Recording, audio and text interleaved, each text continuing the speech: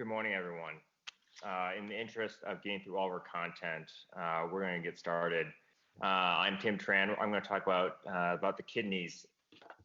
Sorry, we're finishing in part 3 of critical care during the COVID crisis.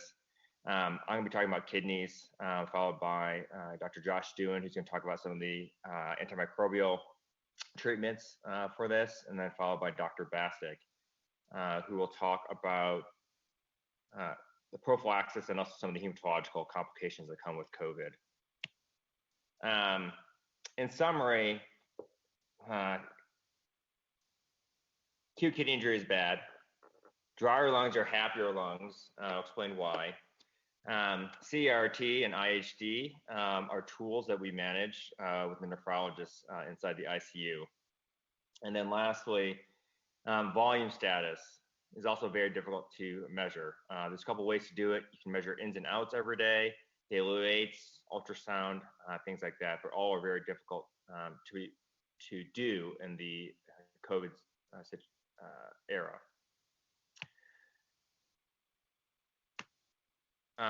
Briefly, AKI, it's pretty low bar when AKI is. A creatinine increase of only 0.3 milligrams per deciliter within 2 days is technically an AKI, or you're greater than 1.5% baseline, or you have urine output of less than half a mil per kilo per hour for about 6 hours. These are from the standards from 2012 that have been established internationally. But the AKI can also be quantified past that as well. So that, yes, you have an AKI, but then you have stages such as 1, 2, and 3. Predominantly based off your creatinine and or urine output. So if it triples from baseline, or you're anuric for 12 hours, yeah, that's a stage 3 AKI as well. But what causes AKI in these patient populations in general? For us, it's going to be sepsis, critical illness, and circulatory shock as well. Nephrotoxic drugs, vancomycin is probably the most common drug that we think about to cause a lot of this. But there are other drugs that our pharmacists do guide us in terms of titrating as well. Patients who have baseline medical issues, such as people who are older, women, chronic kidney disease, or you have diabetes at baseline, will put you at higher risk for an AKI as well. So to give a little context of how bad what the AKI was before, so in 2003, we had our first SARS-CoV-1. And this is a case series out of China that looked at... I found this on the web for case series out of China. Oh, thank you, Siri. Other 530 patient population, about almost 7% has an AKI. And then about almost all of those 36 patients received some renal replacement therapy as well. But the biggest kicker in this case here is that all the patients with AKI, or nearly all the patients with AKI, ended up dying as well. So it's about 92% mortality. Compare that to patients without an AKI, only about 9% mortality. Granted, this is one case series that looked at in China, about 500 patients, but this kind of just tells you how bad acute kidney injury can affect the overall prognosis of a patient as well. So what are we dealing with in our current COVID-2 era as well? This is a collection of various case series that have been published since December. The ones in the red, I kind of want to highlight a little more. This first one is published out of JAMA just last month out of Seattle. And they just showed that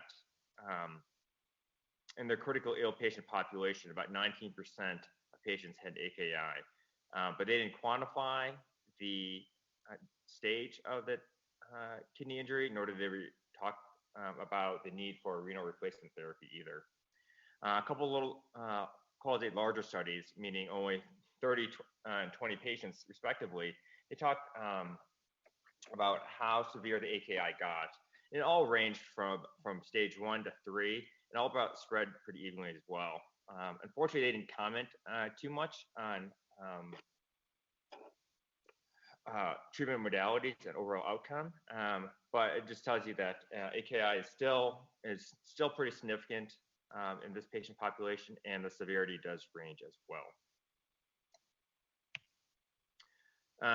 In this patient population, what is actually causing the AKI is a direct injury. Is the viral infect? There's one case report that you can find a viral load inside the kidneys itself, and there's also some evidence that you urinate out virus as well. Is it our general sepsis that occurs with these patients as well, like superimposed pneumonia, or is it the drugs that we're giving as well to treat any and all of this? And Dr. Dewan's going to discuss some of that as well. So as of right now, it's not very clear what is causing this disease. So hopefully we'll find out a little more after this crisis is over.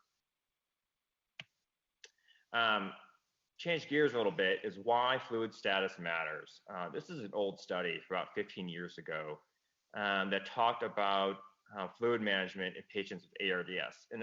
And I understand this disease is not ARDS specific, but it gives us an idea that patients with acute lung injury, we should give them less fluid. So this is a conservative fluid strategy versus a more liberal fluid strategy, and this is based on CVPs, cardiac outputs, and things like that.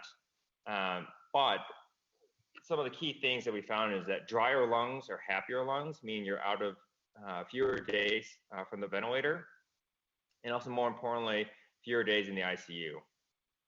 Unfortunately, their main outcome was death at 60 days, which actually did not show any statistical difference, nor there was any difference in terms of dialysis as well.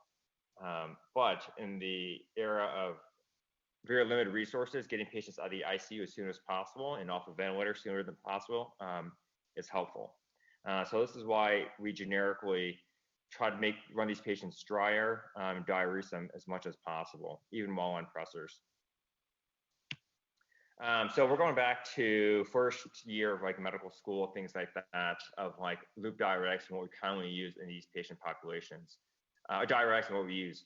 So furosemide, definitely the most common diuretic we use. We'll dose it anywhere from 2 to 120 milligrams a day to 3 times a day. Infusions are not as common, only because there's been some studies in the past that shows no overall benefit other than the fact that you can just leave it running as well. Bumetanide, also known as Bumex, we will also give as well. For patients who don't respond as well to furosemide, bumetanide, we'll start too. So stuff roughly 1 to 2 milligrams daily TID. I started infusion yesterday on a patient 2 milligrams an hour as well, just to kind of get him peeing. Things to look for, patients with loop diuretics, and this is very common right now, is hypernatremia. They'll start to get creeping up to the upper 140s, 150s, and then you have to start giving free water to back off on that. You'll get a pretty significant metabolic alkalosis and hypokalemia as well. In combination with the loop diuretics, we'll give thiazide diuretics as well. So chlorothiazide, also known as Diaril, definitely not our first-line agent. As you can see, you can block the sodium reabsorption at the loop diuretics, but then you can get some additional reabsorption distally down the collecting tubule. And so to help prevent reabsorption there, that's where the thiazides work as well. So these are not always, these are commonly used in conjunction with loop diuretics, such as about 500 milligrams IV twice a day as well. Things you do have to worry about is the effect can be very brisk, and maybe you have to back off a little bit in terms of getting fluid back as well. And lastly, the last diuretic we use is carbonic anhydrase inhibitors, which work at the proximal collecting tubule. With these patients, you get very alkalotic very quickly, usually from the Lasix that we give them.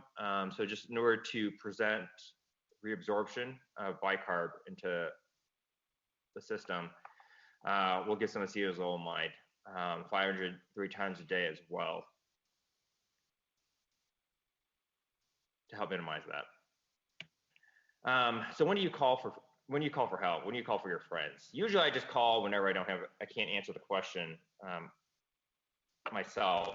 But usually if patients have end-stage renal disease, yeah, just call them. You're gonna need dialysis one way or the other, just call them now. Or you've tried diuretics, you're trying this, you're escalating, and then you're gonna try a nephron bomb, which is furosemide plus chlorothiazide as well.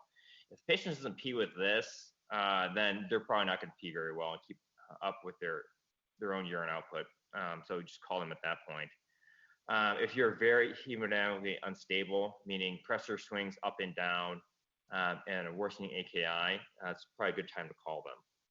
Every time you call in their nephrologist friends, they're going to ask for urine electrolytes and a renal ultrasound. So just go ahead and put those orders in as you're making the phone that consult in. So when you start renal replacement therapy, nephrology is already consulted. Right now, I haven't been on one of our COVID services in about a week and a half, but overall in the system, we do have limited number of CRT and IHD machines. So what we're doing, or may lead to doing, is patients may usually get CRT 24 hours a day. It may split to 10 hours, then that gets taken out, cleaned, put in for another patient for 10 hours, and then back to the original patient from there. You can also run IHD on pressors as well if you need dialysis. The ICU team / nephrology can determine how much fluid to remove every hour. If the patient's looking great, they're off pressors, great. Let's pull as much as we want. Say in the afternoon, they don't look great, increasingly hypotensive, you could back off and just decrease how much you take off per hour. So how do you get patients off renal replacement therapy? Well, if they're off pressors and inotropes, it's probably a good time to try to see what their kidneys are doing.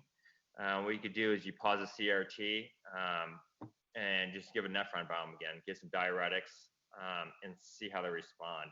If they're responding great, then the kidney may have started to recover, and you can start diuresing them with just IV medications. Lastly, just some mechanics of how to do this. You set negative goal for the day. Sometimes it's even to negative 500 liters off over the course of a day. Again, adjust your dosing as needed as well, especially with diuretics. Check your electrolytes often twice times a day, depending on how well the diuresis has been, their previous electrolytes, and how the creatinine trend has been as well. Volume status, usually ins and outs are probably the best we have right now. Yes, I do think ultrasound is a great tool. It's just very difficult to use and keep sterile or keep clean between patients. And so I would probably lean on on I's and O's the most, and then ultrasound if you cannot figure out what the next step is. And the next person will be Dr. Josh Dewan, who's going to talk about some of the antimicrobial treatments.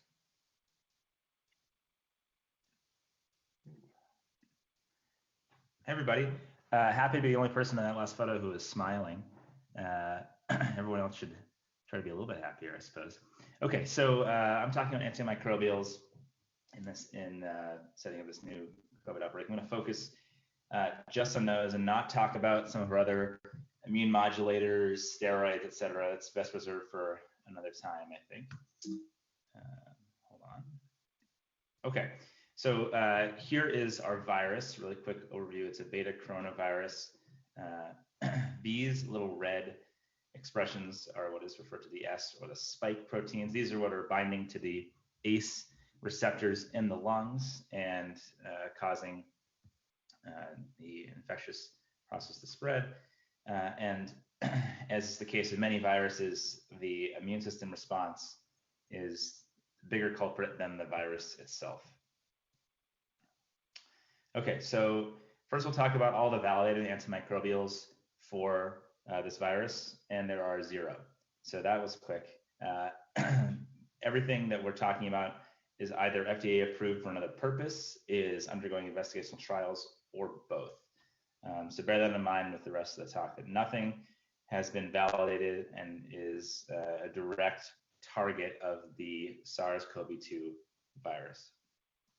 Okay, first is hydroxychloroquine, which is getting a lot of press recently. We have been using it very frequently in the ICUs here at the University of Colorado. So what is it? Well, first of all, it's anti-inflammatory. It's been approved for disease processes such as rheumatoid arthritis and other inflammatory or autoimmune issues. It also has some efficacy against malaria.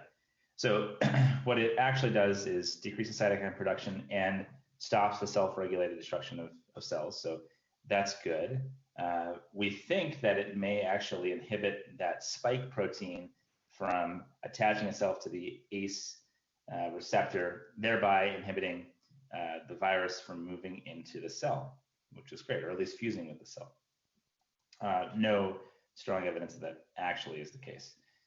So are we actually using this with some evidence, or are we flying by the seat of our pants? So the short answer is we're flying by the seat of our pants.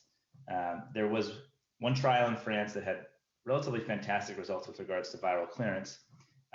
There is a large caveat that this study is likely to be retracted, or at least significantly redacted in the near future due to some methodological issues. So this one is probably best ignored. A larger trial in China actually showed a short, I would say, not necessarily clinically relevant decrease in pneumonia and disease course duration. And the definitive trial, or at least the hope to be definitive trial, is ORCID, which is a pedal network study which just started enrolling a couple weeks ago. And that should give us better answers as to the efficacy of hydroxychloroquine for this disease process. But suffice it to say, despite what the elected officials or lay press has said about this drug, it is has no validated benefit in this population as of yet. And what are we worried about toxicity-wise? Well, the big one is QTc prolongation. So frequently we were using macrolides such as azithromycin as our blanket coverage for atypicals and community-acquired pneumonia in addition to ceftriaxone. As a hospital or ICU policy, we have largely switched those patients who need community-acquired pneumonia coverage to doxycycline, so ceftriaxone, doxycycline instead of ceftriaxone, azithro, if they are also receiving hydroxychloroquine. Okay, next medication is lopinavir, ritonavir. So what are these? Well, lopinavir is a protease inhibitor that has activity against HIV, and ritonavir is a cytochrome P450 inhibitor, which helps to increase the half-life of lopinavir.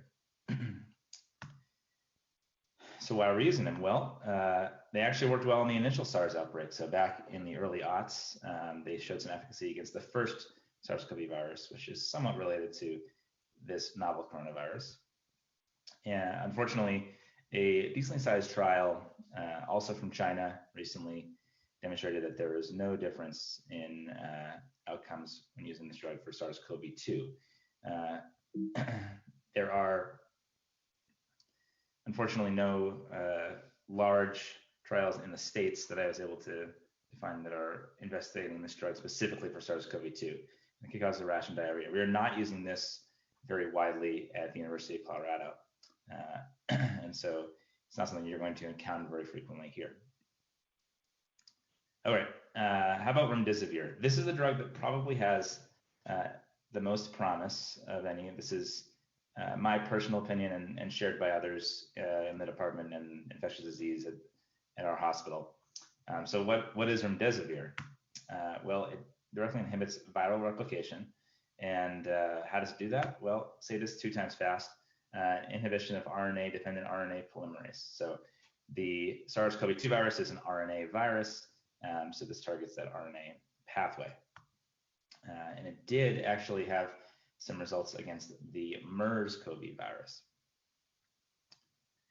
What about our data to guide our therapy with remdesivir? Well, there's even less here, mostly case reports and case series for SARS-CoV-2. There are 2 industry-sponsored randomized control trials that are underway. first is this trial, which is active at the University of Colorado Hospital. Enrollment started a couple weeks ago. It is open labeled, so I suppose the use of RCT is a little bit liberal here because there's no actual randomization and no control group, but we hope to find results from that. The other trial is not enrolling at University of Colorado and is other sites. But we hope that we'll know a little bit more about the efficacy of this drug in the near future as well. And the biggest toxicity from remdesivir is hepatotoxicity. Okay, then there's some monoclonal antibodies, which we are using quite liberally here at the university as well. So first one is sarilumab, which has efficacy against or in disease processes that are mostly autoimmune, and that's where it's FDA approved. But it's anti-IL-6, as demonstrated by this picture over here. There is also industry-sponsored, you're going to sense a theme here, multi-center randomized trial ongoing, which has been at UCH as a site, and we have randomized, I think we're in the several dozen person range of randomization here at the University of Colorado. The idea being that these patients, by and large, are representing a hyperinflammatory response to the virus. As I mentioned before, the immune system response seems to be the larger adverse trigger towards the pathogenesis of ARDS and the disease process we're seeing from the virus.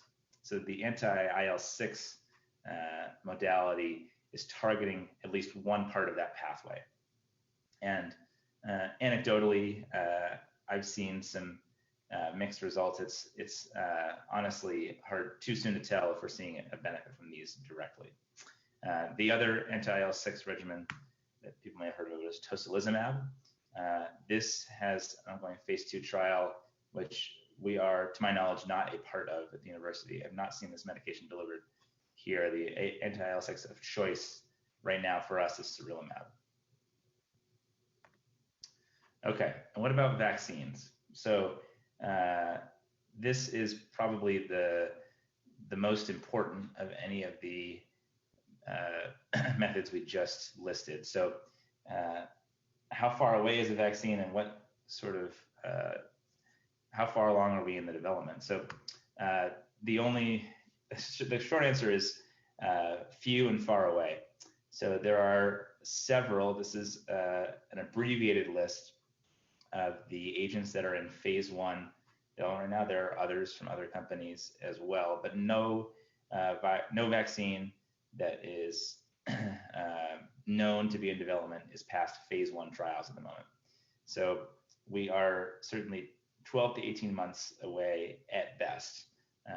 And these are estimates based on infectious disease experts around the country, as well as immunologic experts around the country. Even with the expedited FDA approval that will likely come with any vaccine that shows efficacy, the safety regulation will still be such that we are probably looking at the end of 2021 at the soonest until we have any sort of functional vaccine for this disease. Okay, and then what about bacterial pneumonia? I alluded to this earlier. So we are only using empiric antibiotics. This has been a shift in the last couple of weeks versus the initial outbreak. If there's actually a decent clinical suspicion for a bacterial superinfection in addition to a viral infection. So ceftriaxone plus either azithromycin or doxycycline. Doxy preferentially if we're using hydroxychloroquine because of risk of QTC prolongation would be our empiric coverage for community-acquired pneumonia. If we are treating healthcare-associated pneumonia, then we escalate that to linezolid cefepime. For those of you curious why vancomycin is not on this list, linezolid has recently, before the COVID outbreak, but still very recently, become our empiric healthcare-associated pneumonia gram-positive agent of choice. That was based on infectious disease and pharmacy input. We still use vancomycin for gram-positive bacteremia or gram-positive infections of other etiologies. However, linezolid has excellent lung penetration and it's become our first line for gram-positive HAP coverage. This is our COVID-19 treatment algorithm. As you can see, it was last updated about a month ago, so it's a little bit out of date at this point. But it's still a good reference for those who are interested and need some guidance in the ICU. Specifically, this is the section I would refer you to. And one reason that it's particularly outdated is they recommend lopinavir or tenofovir, which we've used very infrequently in these patients. So I'd say this, while it does represent the most recent guidelines that are published, is relatively out of date, just simply because of how fast this disease is moving and how quickly we're learning about the responses of patients to these. So big take homes are, there's no antimicrobial silver bullet. There's nothing that's been validated as of yet. We have several ongoing trials. It seems like remdesivir may hold the most promise. Hydroxychloroquine may also. Both are being investigated. And of course, the most important agent against all of these will be a well-functioning and efficacious vaccine. So lean on your ID teams, lean on the algorithm if an updated one is published in, or any of us from the ICU team with questions if this comes to be. I think for our providers who may be on the trach team or the airway team, pay attention to QTC prolongation, because that's something we've been seeing in quite a few of our patients, something to keep in mind when you are anesthetizing or otherwise taking care of these patients. And with that, I'll pass it on to Dr. Bassick. Great. Thanks, Josh. I think Stacy Fairbanks had a quick question. I don't know if you want to answer that before I go on. Okay. How do people qualify for the trial? So, Stacy, I'd imagine you're referring to either remdesivir or sarilumab. I can answer both really quickly. For sarilumab, the largest exclusion criteria is a concurrent bacterial pneumonia or superinfection. So giving an anti-IL-6 drug or an immune modulator is not recommended in the folks who have significant bacterial infection. Otherwise, it's most patients in the ICU or the floor who would qualify for that. And they have to display some sort of hyperinflammatory phenotype. So looking at CRP, we're looking at LDH, D-dimer, and ferritin as well. For the remdesivir trial, there's even broader inclusion criteria. Basically, you just have to be on any sort of supplemental oxygen in the hospital. I'm not as familiar with the exclusion criteria for that trial, but I can get back to you.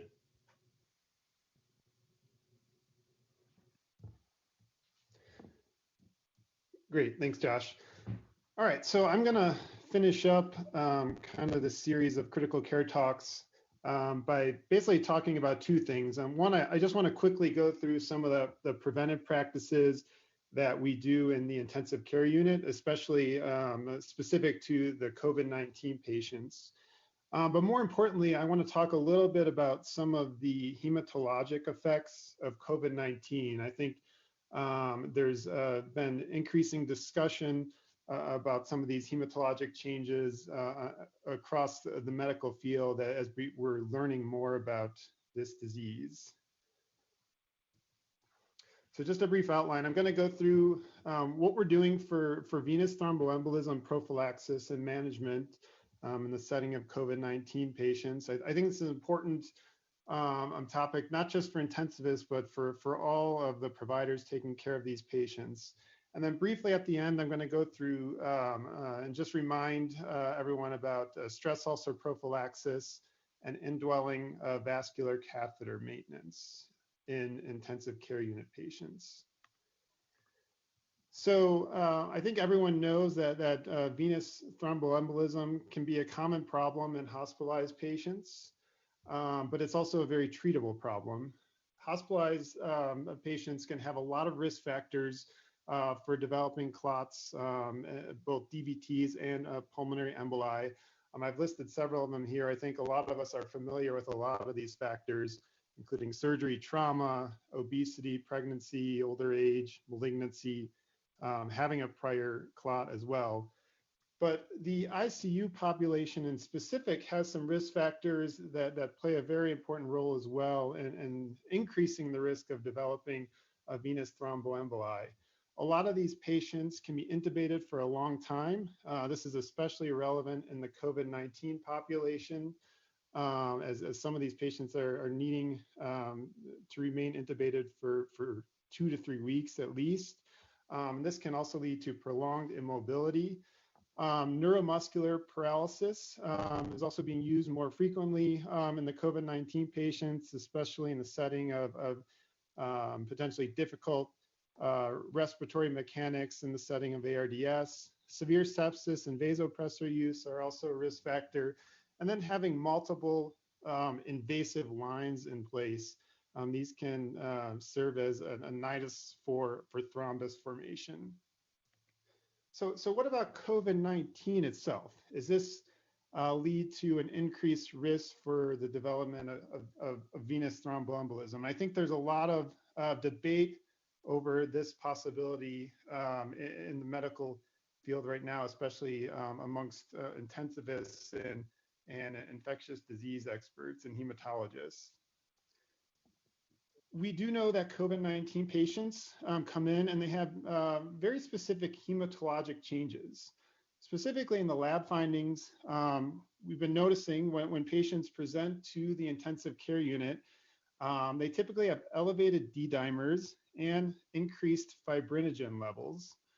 Interestingly, they typically have not had dramatic increases in their white blood cell count, though a lot of them do have lymphopenia. Less frequently, it's being seen that thrombocytopenia can be present. Typically, this is a very mild decrease in the platelet count, and you would see levels anywhere from 100 to 150,000. You can also see mild increases in the prothrombin time as well. And very rarely in this patient, you'll see anemia, but again, it's not a common finding. Now, in some of the sicker patients in the intensive care unit, especially as their disease course progresses, people are starting to describe a very specific COVID-19 associated coagulopathy. And this presents in a very, very similar fashion to disseminated intravascular coagulopathy, in that it can cause widespread microvascular thrombosis and also a pretty dramatic increase in coagulation factor consumption.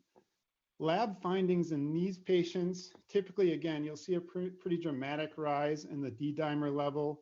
And instead of seeing increased fibrinogen in these patients, you can actually start to see decreased levels, along with prolonged clotting times and thrombocytopenia. Now, interestingly, in the COVID-19 patients, this coagulopathy is a little bit different from what you would typically see in a patient that has sepsis, in that the extent of thrombocytopenia is much more mild, and there typically is less consumption of coagulation proteins in the setting of COVID-19. So what does this mean for us and all the providers that are taking care of these patients? So rarely this coagulopathy is leading to bleeding, and I think that's important to point out. So in general, in these patients, it's better to reserve blood products for things like invasive procedures, if they have evidence of active bleeding, or patients who are at high risk of having bleeding complications. It's pretty rare that we're having to give things like FFP or any other sort of products to fix the coagulopathy in these patients. So several of the studies that have come out on these patients, though there's not a ton of literature yet, but they have shown that some of these hematologic changes can predict mortality in COVID-19 patients. So this is just a study coming out of the Lancet that was published several weeks ago. And this is a cohort of patients out of Wuhan. I think there was 191 patients total. And they were looking at different lab findings and clinical findings that predicted mortality. And one of the things they found is that a D-dimer level greater than 1,000 on admission was associated with a much higher odds of in-hospital death. And you can just see here in the figure that over time throughout the hospital course, the non-survivors here in red tended to develop significant increases in their D-dimer level throughout their hospital stay. And this is just another study kind of showing a similar effect. I believe this was out of China as well. And they looked at 183 patients. And you can see here in the chart on the top, the significant findings were that the non-surviving patients had elevated prothrombin times, increased fibrin degradation products, and also notably, similar to last study, an increase, pretty dramatic increase in the D-dimer level as well. And this chart here in the bottom left is showing a similar finding to the last slide, in that as the hospital course progression, the non-survivors tended to have significantly increased levels in their D-dimer. And notably from this study, they actually found that 71.4% of the non-survivors met criteria for DIC during their hospital stay. So there was a lot of evidence of pretty significant coagulopathy in these patients. So what about the risk of venous thromboemboli in COVID-19 patients? There's been a lot of discussion about this, but I think right now the short answer is there's not enough data yet out there to really definitively say that these patients are at increased risk. There was a study that came out within the last couple of weeks. It was a Dutch study where they looked at 184 ICU hospitalized COVID-19 patients. These patients of note were receiving DVT prophylaxis, and they listed the venous thromboembolism prevalence at 27%. So pretty high. That's typically probably higher what you would expect with normal ICU patients. And interestingly, they looked at the manifestations of venous thromboemboli in these patients, and they found that most commonly what they were seeing were pulmonary emboli. A lot of these were in the segmental arteries, and a few were in the subsegmental arteries. But I think it's important to point out that there's not been any studies done yet in non-ICU COVID-19 inpatients or outpatients, at least that I'm aware of at this point. So what do you do then in regards to preventing DVTs and pulmonary emboli in COVID-19 patients?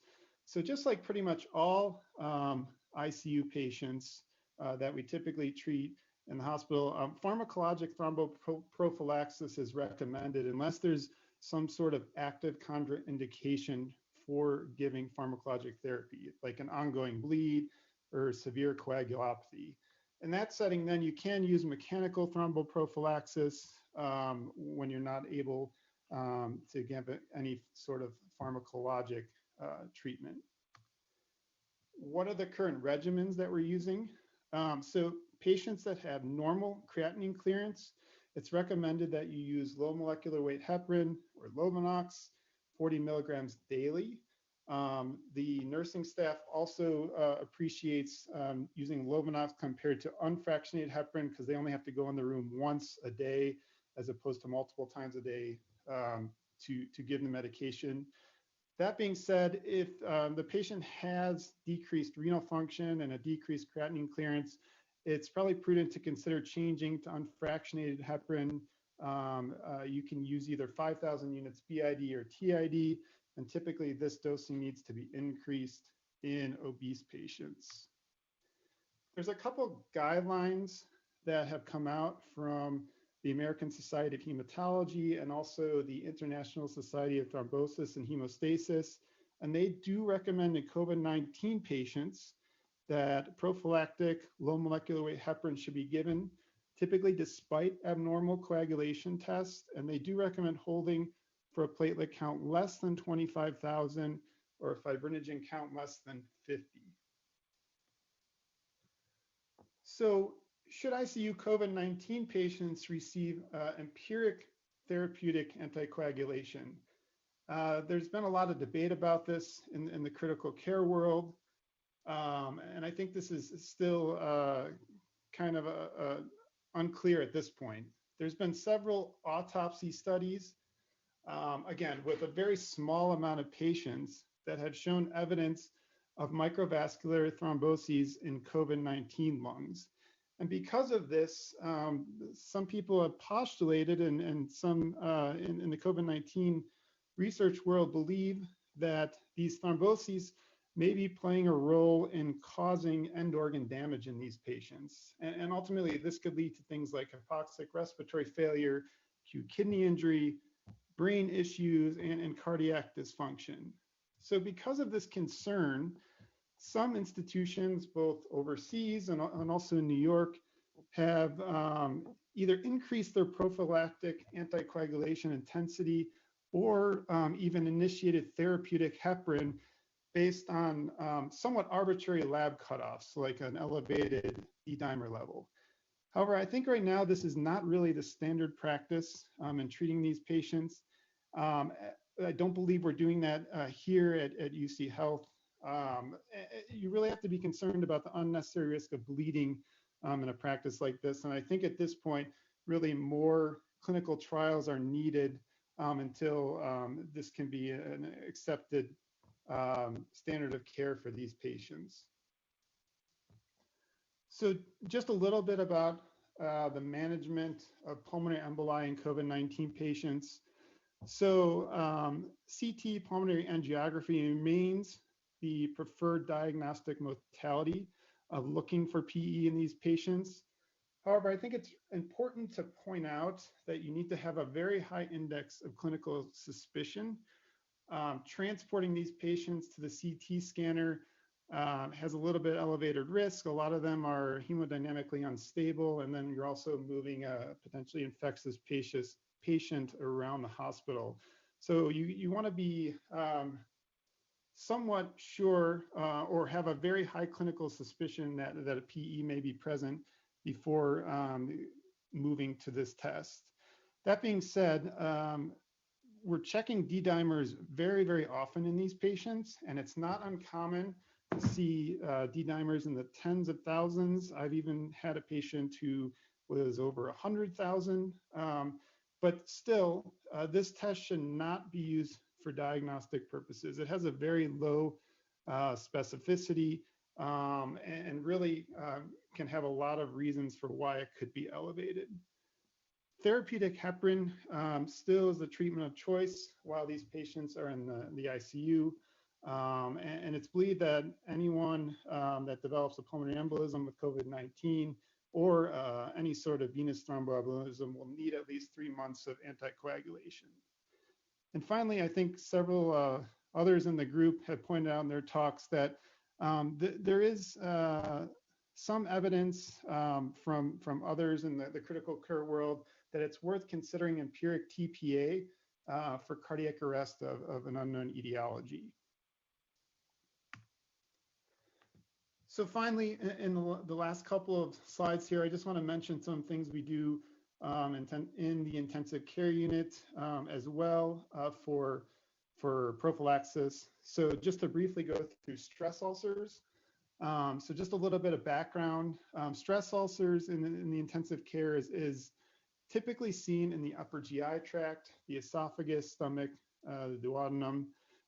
It's believed that the incidence of asymptomatic ulceration is fairly high in critically ill patients.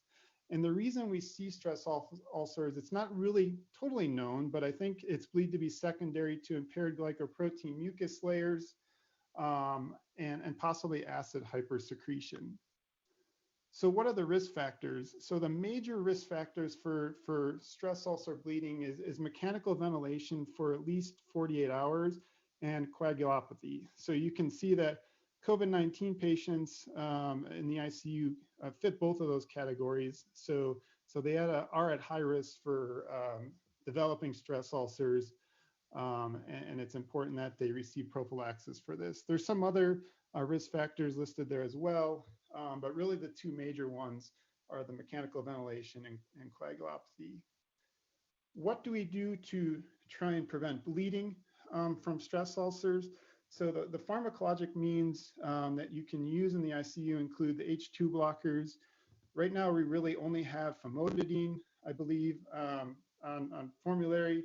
Ranitidine has now been taken off the market, as many of you have probably seen recently in the media, due to contamination issues, and then your PPI as well. You can really use either of those, and there's several different ways that you can administer them into the patient.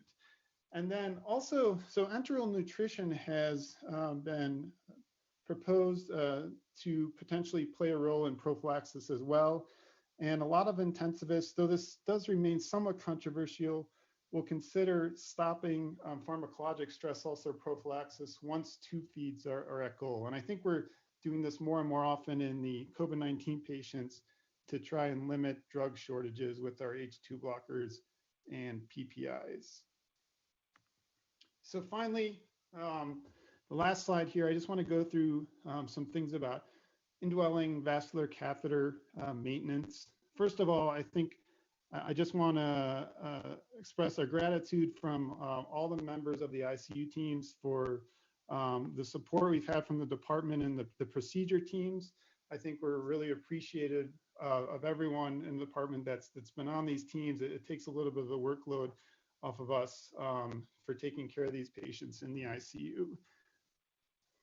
There are complications of long-term catheter use, especially central lines. So things that we're really concerned about in these patients is infection, but you also have to consider thrombosis issues, catheter occlusion, and also vessel damage. So the big thing we try and prevent in these patients is infections. And how can we do that? There's really several different ways. One of these is choosing the appropriate catheter site. I think this is really less of an issue now than it was in the past.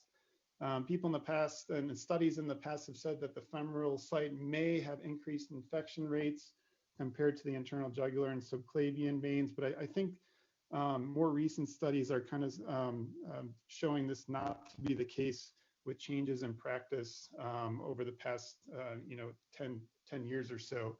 It's also important to choose an appropriate catheter. Pretty much all of the COVID-19 patients right now are just getting conventional central lines placed. I think everyone that's putting these lines in the department is familiar with appropriate barrier precautions during insertion. Effective catheter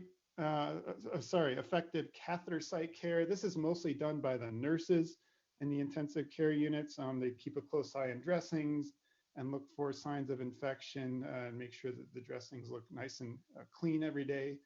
And finally, and this is important from the ICU team standpoint, it's always necessary every day to evaluate the need for these catheters and to take them out when they're no longer needed. A couple things along those lines, we typically do not do routine replacement or scheduled replacement of central lines or arterial lines. And I think it's also important, in general, to avoid rewiring lines, as this can lead to potentially increased risks for infection. And there's just some references. And I think with that, we'll conclude here our critical care lecture series on COVID-19. Let me just see if there's any questions.